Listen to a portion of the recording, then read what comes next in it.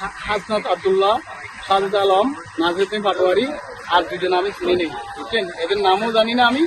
এরা তিনজনও চিনি আমি। মোট 5 জন, 2টা মহিলা। মহিলার মধ্যে একজনের যে সমন্বয়কের থেকে কোথায় গিয়েছে? এরা ওখান থেকে এয়ারপোর্ট থেকে ওই ত্রিপালে গেছে। ত্রিপালে গেছে আমার রেন্টাকারে গাড়ি।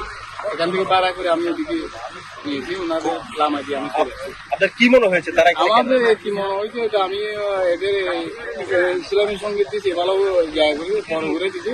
আমি এদের কথাবার্তা শুনি না। টিচার হাউস কক্সবাজার এসেছে শুনতে, সেটা আমি জানি না, আমি দেখিও নেই, শুনিও নেই। নাম?